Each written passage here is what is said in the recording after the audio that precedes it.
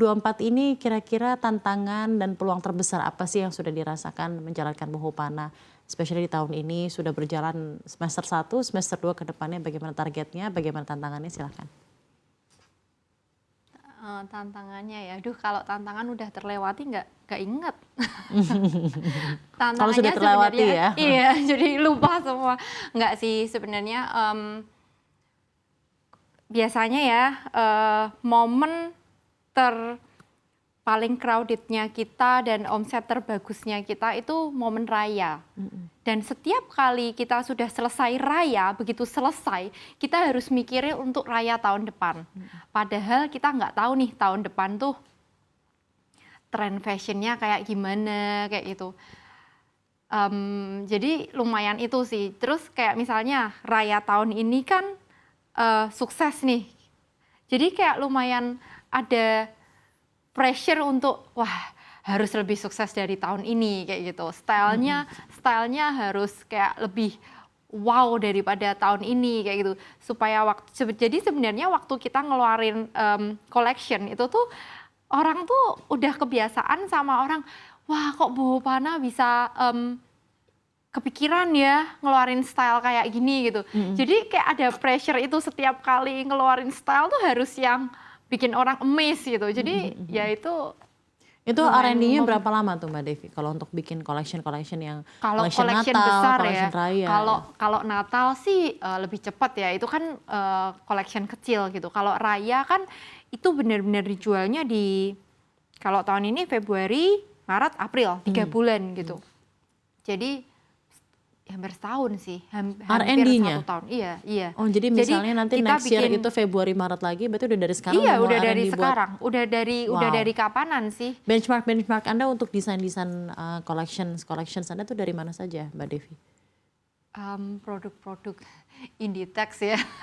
Oke. Iya kan paling gampang kan memang sebenarnya apa yang mereka keluarin sebenarnya brand besar biasanya tren itu keluar dari brand besar kan.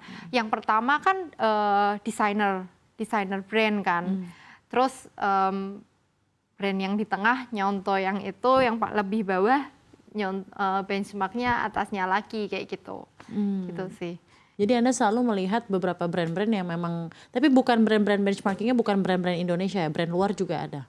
Iya, kebanyakan brand luar ya.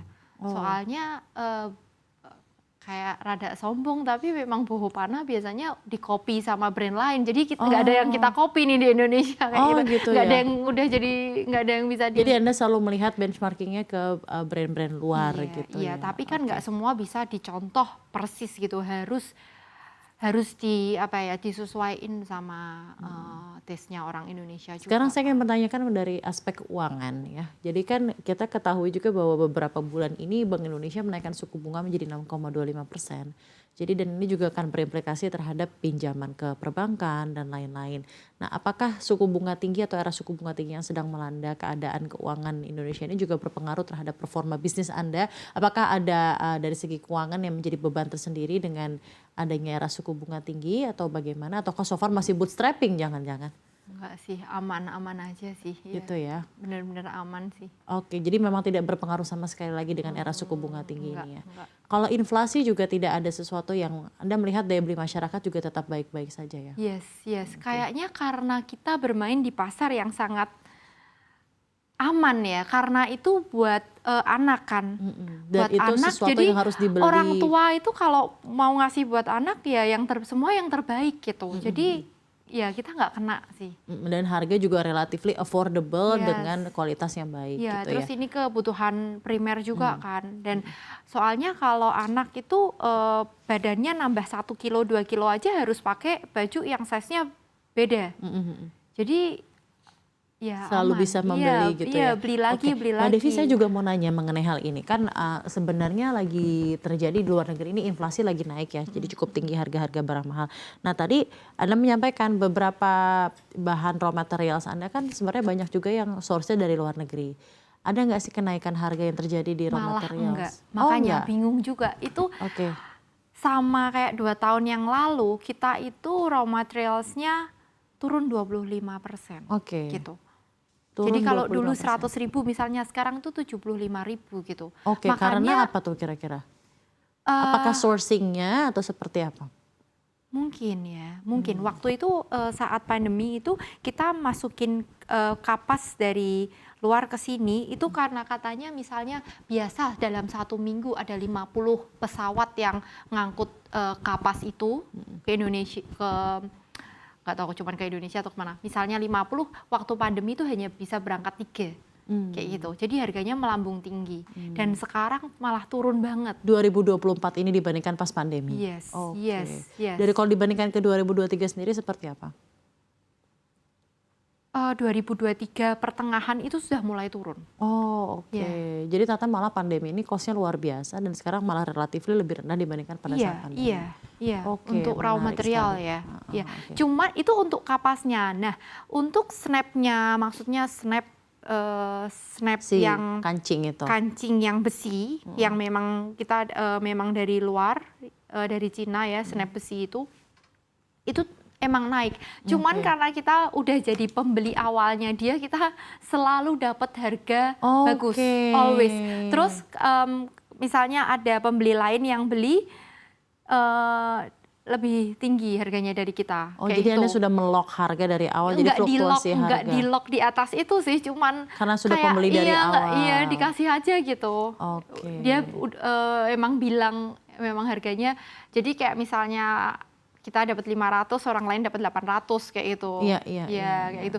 Terus kalau misalnya yang jadi sebenarnya kita dari benang itu juga Indonesia pakai, terus dari kancing batok, sebenarnya boho panah itu sangat apa ya, identik sama kancing batok. Kita tuh selalu pakai kancing batok, nggak terlalu yang pakai kancing plastik. Ya ada yang kancing plastik, tapi kebanyakan produknya kita pakai kancing batok yang itu dari kelapa, kancing batok kelapa. Dan itu juga Indonesia dari banget. Indonesia. Tapi raw materialsnya semua dari lokal kalau yang kancing batok. Iya, manufacture-nya juga lokal, raw materials juga lokal. Nah, selama 7 tahun berjalan, apa kira-kira yang belum Anda explore selaku co-founder dan CMO Yang dari belum Boho Panah?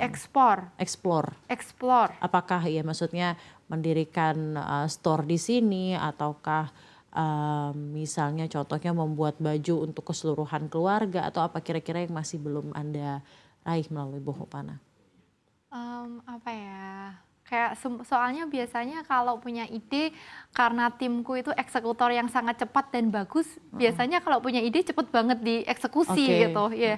Sebenarnya yang mungkin kayak masih gemes baju renang sih, belum launch, tapi ini udah dalam proses. Oke, gitu. jadi akan Boho Panah selanjutnya baju renang untuk anak-anak dan keluarga. Anak dan keluarga Enggak keluarga ya. Jadi anak-anak aja. ya. Okay. Soalnya terakhir kita punya store di Bali, kita punya 2 store di Bali, dan stokis kita di Bali juga banyak banget, dan tapi kita nggak punya baju renang gitu. Oh, banyak yang menanyakan baju renang juga. sama robe renangnya juga. Oke, jadi memang banyak yang menanyakan karena memang kualitasnya dan baju sudah renang bagus. biasanya mahal-mahal, pengen yang keluarin yang lebih affordable. Oke, rencana ekspansi tahun ini kira-kira apa saja Mbak Devi? Ekspansi tahun ini, sebenarnya tahun ini tuh kita udah ngeluarin parfum. Terus lainnya lagi mau pertama kalinya buka store di kota kelahiran kita, Semarang. Akhir tahun. Oh, malah justru belum ada? Belum ada. Oh, belum menarik ada, ya. Jadi memang dari dulu tuh emang waktu pertama bikin brand ini memang pengen jualannya itu di Jakarta dulu, nggak di Semarang dulu, soalnya kayak harus Jakarta dulu, Basar harus nge-hype di Jakarta dulu, harus diterima dulu sama orang Jakarta, baru se-Indonesia ikut kayak gitu loh. Kayak gitu sih. Jadi malah store pun harus yang keren-keren dulu. Oke, Semarang menarik. terakhir. Berarti sekarang sudah ada berapa total karyawan yang bekerja nih di? Kalau di headquarternya kita sih mungkin 200-an ya. Cuman kalau penjahit mungkin ya udah ribuan. Ribuan ya, jadi sudah sama penjahit, sudah sama semuanya the whole employees yang mencakup dari hulu ke hilir gitu ya dalam hal ini. Oke. Mbak Devi, Anda juga kan memperluas produk tak hanya bagi bayi dan anak-anak, tapi juga ada yang buat family nih, beberapa produk Anda. Nah, ada juga baju batik sarimbit ya. Dan saya Iya, ingat iya. nih ya, Itu saya sendiri salah satu customer Anda karena membeli beberapa seragam batik untuk anak sekolah saya di Buhupana. Karena tentunya tuh sudah atas sama bawahannya dan lain-lain. Nah, kenapa waktu itu sambil kepikiran gitu merambah ke batik? Kenapa waktu itu juga kepikiran merambah ke pasar ke family juga? Apa yang menjadi karena tujuannya? tahun lalu waktu Hari Batik kayak, ih keluarin apa ya, dan Oh, aku Hari itu Batik. Ya, iya dan aku anak-anak tuh relevan banget karena kan di sekolah mereka ya ya. terus waktu aku kan suka nih ke Bali, dan di Bali itu em, ada hari yang komersial, tempat-tempat komersil itu karyawannya pakai kebayanya Bali kan. Hmm. Nah, kok di Indonesia kok nggak terlalu gitu gitu loh. Iya, emang sih hari Jumat pakai batik, tapi kan nggak the whole kelihatan kayak Iya, iya, iya. itu banget gitu loh. Jadi aku tuh pengen yang beneran atas bawah gitu, yang beneran atas bawah Dan yang so far kelihatan gimana banget. receptionnya terhadap produk-produk Bagus, batik dan family? bagus banget ya. Kita harus sampai restock terus, habis terus, dan tahun kemarin kan nggak keluarin sama papa mamahnya kan. Heeh. Yang tahun ini kita keluarin Oke. kayak gitu, dan rame banget juga. Soalnya itu kan sesuatu yang lumayan kita bikin yang lumayan gampang untuk dipakai, harganya affordable. Untuk beli satu keluarga juga ada semua dari size-nya, even baby pun kita ada kan.